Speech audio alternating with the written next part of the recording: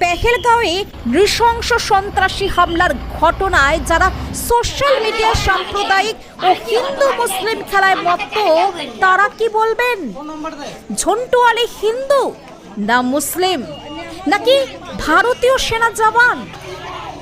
কবির ভাষায় হিন্দু না মুসলিম ওই জিজ্ঞাসে কুঞ্জন, কান্ডারি বলো ডুবিছে মানুষ, সন্তান মোরমার।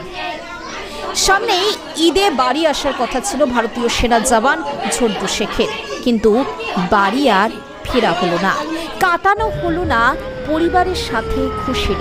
তার আগেই দেশের জন্য প্রাণ উৎসর্গ করলেন তিনি।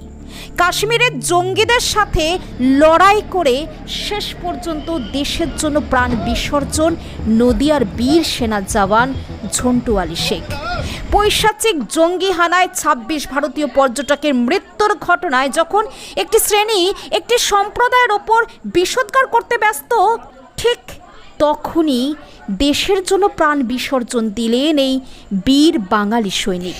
নদিয়ার ভারত বাংলাদেশ সীমান্তের প্রত্যন্ত পাথরঘাটা গ্রামের খেটে খাওয়া কৃষিজীবী পরিবার থেকে ২ সন্তানকে ভারতীয় সেনায় পাঠিয়েছিলেন বাবা সবুর আলী। ৩ ভাইয়ের মধ্যে ছোট ঝন্টু আলী শেখ, বড় ভাইও ভারতীয় সেনায় কর্মরত, মেজ ভাই ভিনদেশে কর্মরত। জানা গেছে বড় আন্দুলিয়া হাই স্কুল থেকে উচ্চ মাধ্যমিক শেষ করে বেতাই বিআর আম্বেদকর কলেজে পড়াশোনা চলতে চলতেই তার ভারতীয় সেনায় চাকরি হয়। ২০০৮ সালে ভারতীয় প্যারামিলিটারি বাহিনীতে যোগ দেন ঝন্টু আলী শেখ। বছর ৩ আগে তার পোস্টিং হয় কাশ্মীরে। ঝন্টু শেখের বড় ভাইও ভারতীয় সেনাতে কর্মরত, তার পোস্টিং জম্মু কাশ্মীরে। ঝন্টু আলী শেখ আগ্রাতে তার পরিবার নিয়ে থাকতেন। পরিবারে আছেন স্ত্রী সহ ৮ বছরের এক কন্যা এবং ১২ বছরের এক পুত্র সন্তান। দুঃসংবাদ আসতেই কান্নায় ভেঙে পড়েন বৃদ্ধ বাবা মা। এলাকায় নেমে আসে শোকের ছায়া। দুপুর থেকেই ভিড় জমতে থাকে সেনা জওয়ানের বাড়িতে।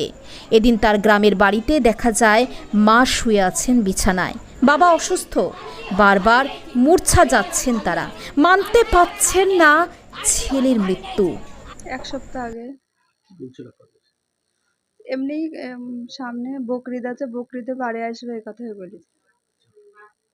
কত বছর আগে এই আর্মিতে জয়েন করেছে? ২০০৮-এ। ২০০৮ সালে। আর কটা ছেলে? একটা ছেলে একটা মেয়ে। এদিন খবর পেয়ে সেনা জওয়ানের বাড়িতে ছুটে যান তেহট্টের বিধায়ক তাপস সাহা। পরিবারের সদস্যদের সমবেদনা জানান। এই নারকীয় ঘটনায় স্বরাষ্ট্রমন্ত্রী ও প্রধানমন্ত্রীর পদত্যাগের দাবি জানিয়ে বিধায়ক বলেন, মুসলিম ভাইরা দেশের জন্য প্রাণ দিচ্ছেন আর বিজেপি নেতারা তাদের উপর বিষ ছড়াচ্ছে। এটা জঘন্য রাজনীতি হচ্ছে। আজ ২৬ জন মানুষ খুন হলো, কোথায় অমিত শাহ? কাশ্মীরে হাজার হাজার কোটি টাকা ব্যয় হচ্ছে, অথচ সেখানে পর্যটকদের নিরাপত্তা নেই কেন? সেই প্রশ্নও তোলেন বিধায়ক। মুসলিম ভাইরা তারা প্রাণ দিচ্ছে দেশের জন্য, আর সেই সম্প্রদায়কে ভারতীয় জনতা পার্টির নেতারা তাদের উপরে বিষ ছড়াচ্ছে। এটা জঘন্য রাজনীতি চলছে। আজকে এতগুলো ২৬টা মানুষ খুন হলো, কোথায় অমিত শাহ আমাদের মন্ত্রী কোথায় গেল? কেন হলো? কোটি কোটি টাকা, হাজার হাজার কোটি টাকা কাশ্মীরের জন্য ব্যয় হচ্ছে। সেখানকার নাগরিকরা কিভাবে আছে না আছে। আজকে বিদেশি পর্যটকরা, দেশীয় পর্যটকরা এক জায়গায় ছিল, সেখানে অন্তত ৫০০ মানুষ। সেখান থেকে কিভাবে হত্যা হলো? তাদের নিরাপত্তা কোথায় গেল? অমিত শাহ বড় বড় কথা বলে, তাদের নিরাপত্তাটা কোথায় গেল? আজকে নিরাপত্তা নেই কেন? জবাব দিতে হবে। আর কোথায় মুর্শিদাবাদে কি একটা ফুটুস হলো, একজন মানুষ মারা গেল, মুখ্যমন্ত্রী পদত্যাগ করতে হবে, চিৎকার করে উঠলো। আমরা চাই প্রধানমন্ত্রী পদত্যাগ, আমরা চাই স্বরাষ্ট্রমন্ত্রীর পদত্যাগ।